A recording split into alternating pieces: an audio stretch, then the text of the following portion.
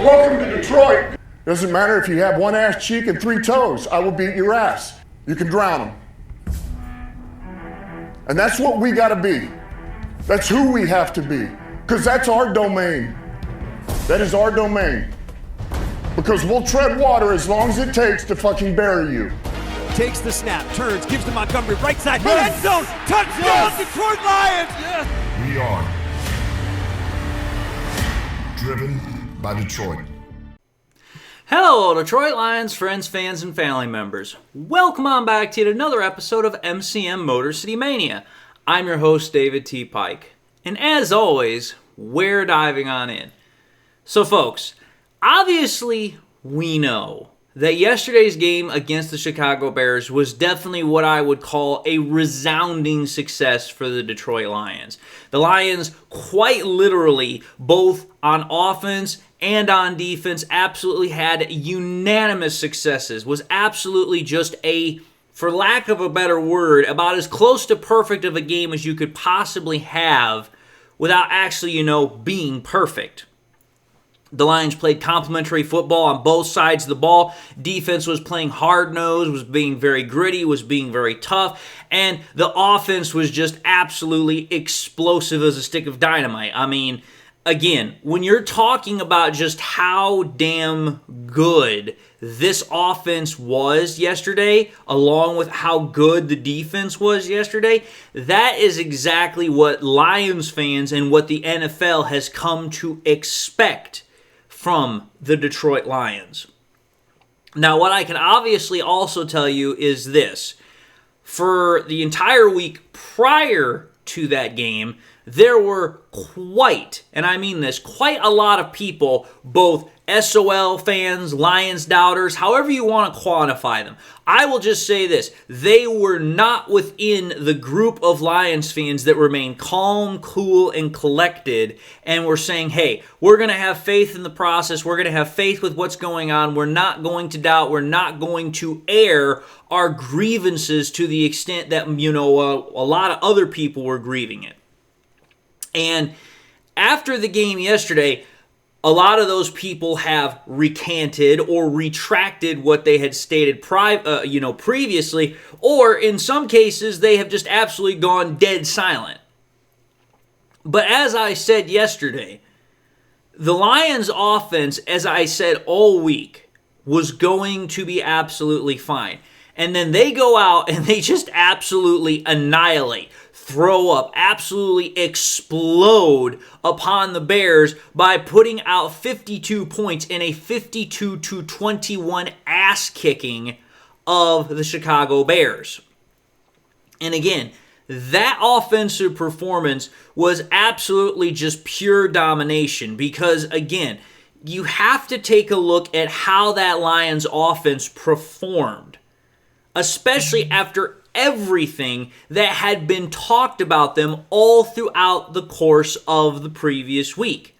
Everybody wanting to say that John Morton needed to be fired, or I should say a lot of people were wanting him fired. You had a lot of people saying that Goff was going to fall apart, that the offense was just not going to do what they were expecting it to do, that, the Lions Super Bowl window was closed.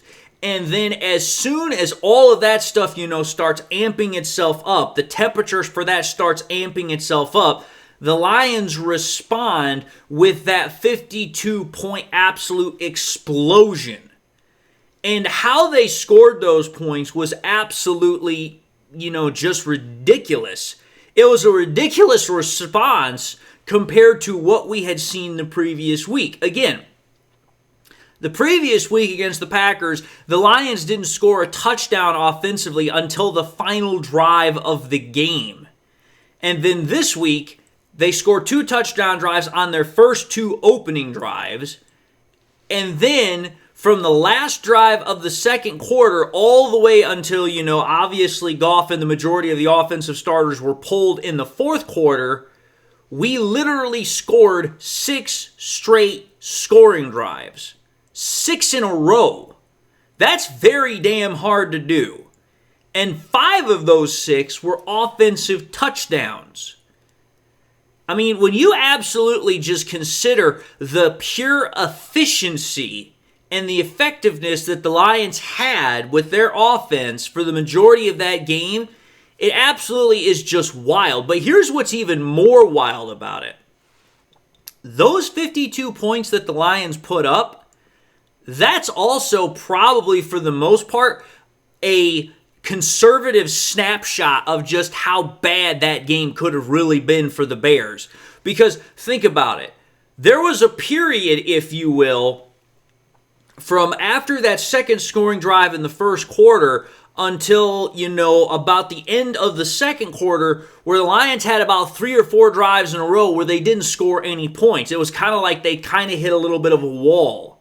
So if the Lions would have had the same efficiency and effectiveness throughout the entire course of the game, that's why I said most of the game, but over the entire course of the game, like they had from the end of the second quarter until the very end of the game, the Lions could have probably put up 60 or 70 points on the Bears. That's just how absolutely bad it was for the Bears and how absolutely, ridiculously good it was for the Lions. Because again, when you take a look at how the Lions actually did as a whole offensive unit last night, or I should say yesterday evening or afternoon, however you want to quantify it, they had 507 total yards of offense.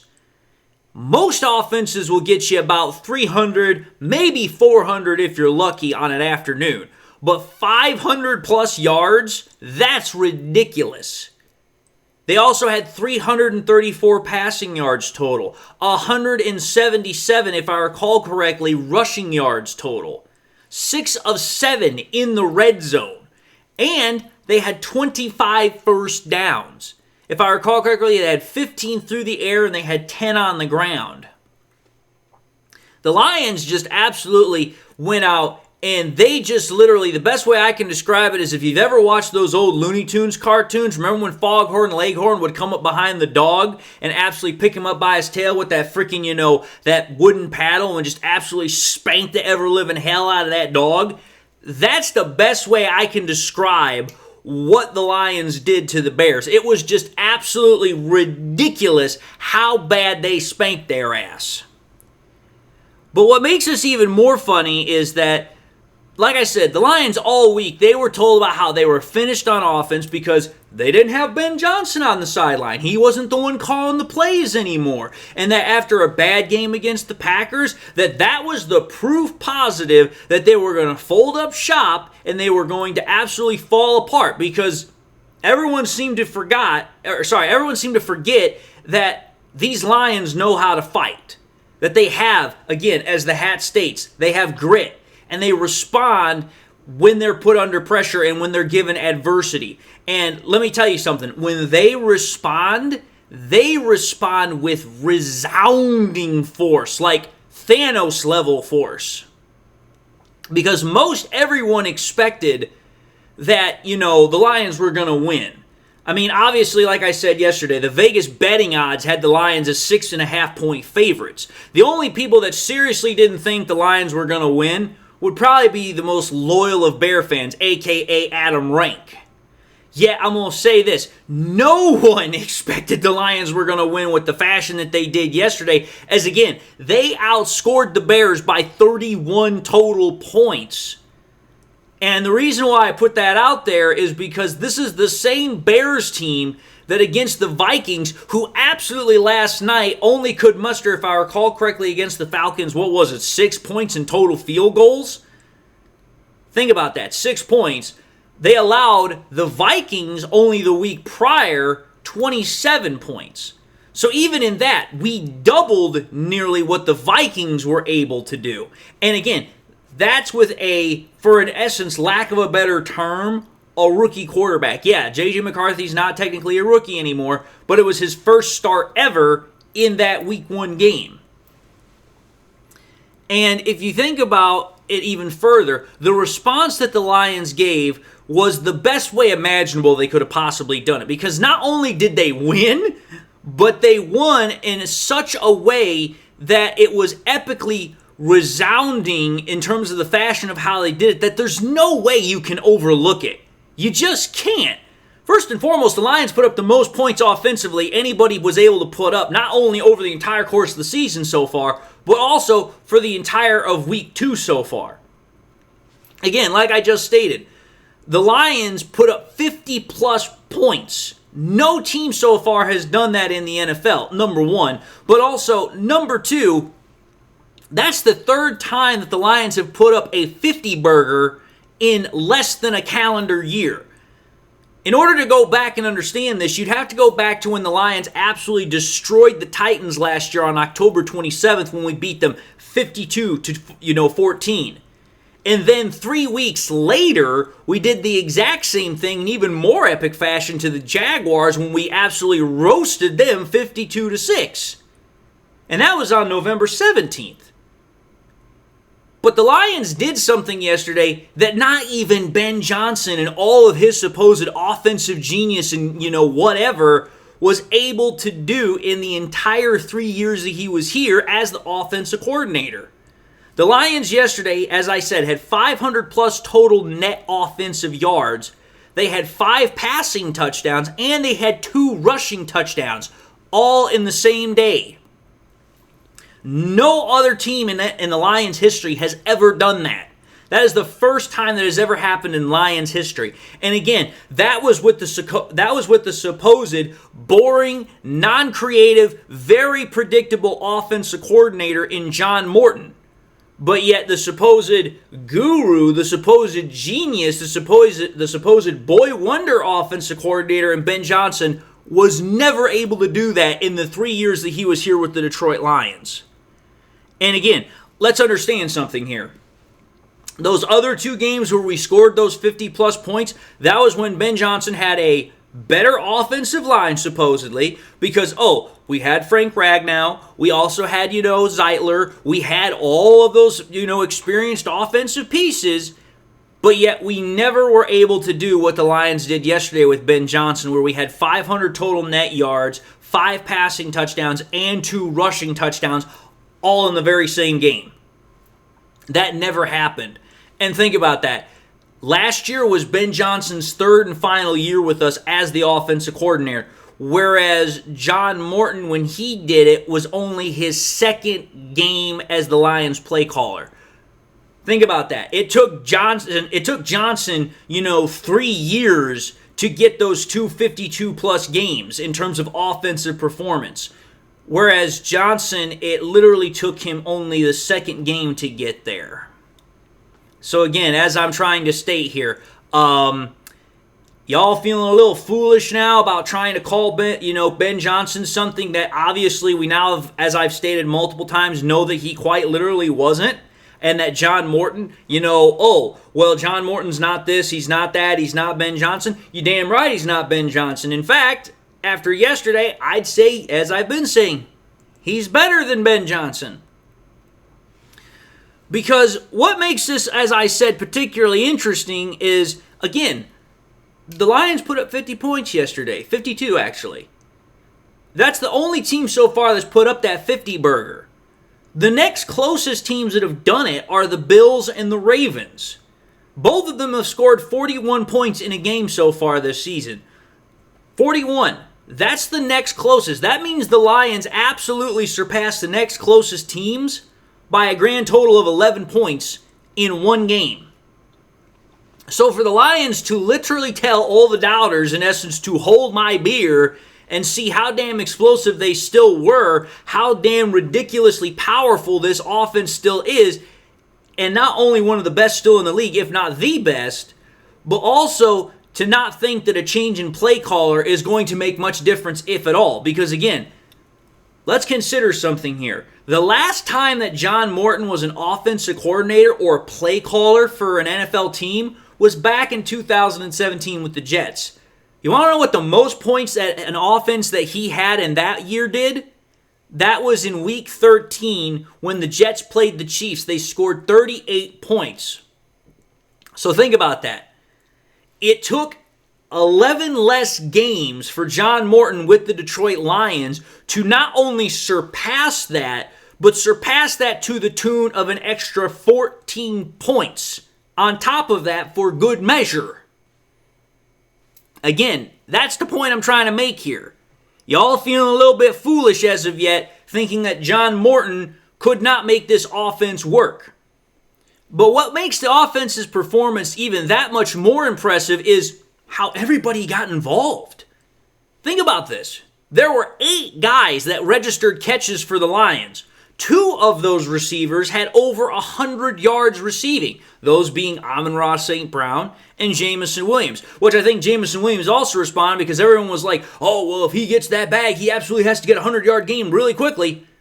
It literally took him 2 weeks, and it literally took him in that 1 week to get that 100 yards, 2 receptions. So I'd say that was money well spent.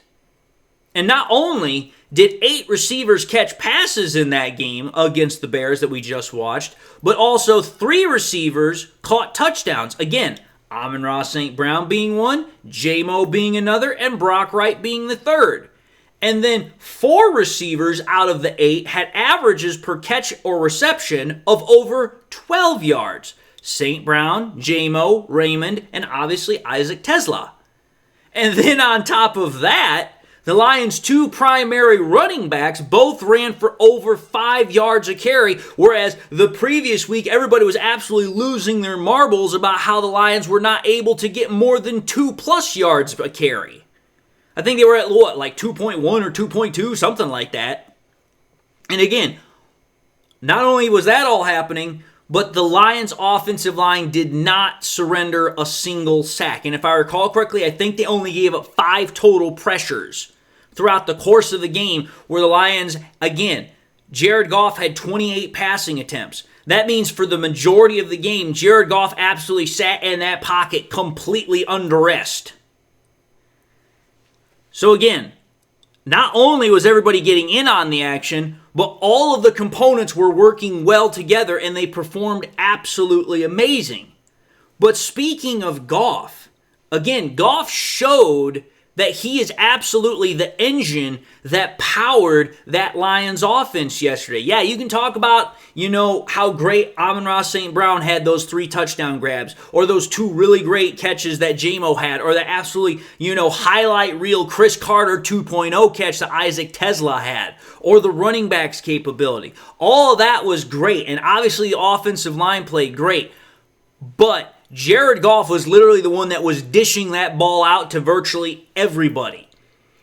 I just looked this up and I finished putting this together to see where the rankings were for that actual week. So the week 2 rankings amongst all the other quarterbacks. Jared Goff's stats for week 2 are as thus.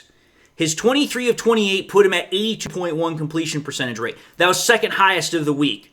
His 334 yards, that was third most of the week. His 11.9 in average, number 1 of the week. 5 passing touchdowns, number 1 of the week. Had a 17.9 touchdown percentage rate. 0 interceptions, a 0 interception per throw rate. Had 156 passer rating, number 1 of the week. A 94.2 QBR, number 1 of the week. Literally every single stat that I just rolled off there, every single one, top 3, with 4 of them, 4 being ranked number 1. Let me put this out there for you, folks.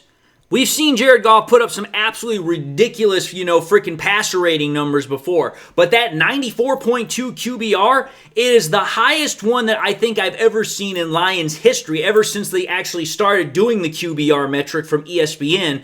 But it's also the highest one in the NFL so far this year. The next closest one, that would be either Jordan Love in week 1, or I think it would probably be, Lamar Jackson, one or the other. But still, Goff surpassed both of them. And it isn't even close to anybody else's after that, as far as, the total metrics. So the point of the matter is that not only was Goff great in that game, absolutely stupendous, superb, and not only did Goff show that he is a top 5 quarterback and was absolutely deserving of that top 100 ranking that he got from the players earlier this year, but again, you have to think about this. That was just last night's game, or, yesterday afternoon's game, whatever way you want to put it again. But when you put those numbers with the numbers that Jared Goff had the previous week in Green Bay, which granted, those numbers weren't great, But even in that game, Goff was absolutely doing his job to the best of his ability while the offense was having its problems. And when you take a look at Jared Goff's stats for the first 2 weeks of the season, Jared Goff literally has 54 completions to 67 attempts, which is for an 80.6 completion rate. That's number 1 in the NFL. Has 559 passing yards, third most in the NFL. An 8.3 in average a throw, 7th best. 6 passing touchdowns, tied for first. 9 touchdown percentage rate per throw. 1 interception with a 1.5 interception percentage rate per throw. 125.1 rating, a passer rating, which is third best in the NFL, and a QBR of 81.7 overall, which is 4th highest in the NFL. Again, look at those rankings. Every single ranking but one is top 5. And 2 of those rankings are number 1, which is the completion percentage rate and the passing touchdowns. But think about that. Every single ranking is top 5 but 1. And again, Goff showed in both the game against the Packers and the Bears the same things that we've always known about him. And what a lot of doubters have tried to say that he isn't. He is deadly accurate in all phases of throwing the ball. It does not matter where he's throwing. It doesn't matter if it's short, medium, long, play action, straight drop back. Does not matter. Goff has been hitting passes all over defenses so far that he's faced. And let's think about that. He played against, Dennis Allen, who is a respected defensive coordinator, and he played against Jeff Hafley's defense, which is also a respected defense. So Goff has done very well so far against 2 really good defensive coordinators. Now, I know everybody's going to say, well, David, the Lions have got the Ravens coming up next Monday night. Okay, that's true. It's another tough defense. I'm not going to try and say anything bad about the Ravens defense. But that's later this upcoming week, which is obviously next week. So, you know what? Let's enjoy the win for the day. And then, you know what? We can start focusing on the Monday night game that's coming up here, in a week from now. But the point of the matter is this. Everybody that wanted to absolutely dog the Lions and John Morton, again, y'all need to be sitting back and seriously looking in a mirror and say, you know what? Maybe I did have it wrong, and maybe I didn't fully understand what the Lions were fully capable of. And that's why I say, do you feel foolish yet? Because it's like, after one game, y'all were wanting to throw the baby out with the bathwater, and here we are after the Bears game, and a lot of y'all are now saying, oh, I never doubted the Lions. I know for some of you, you didn't, but I know for quite a number of you, you sure as hell did. Just saying.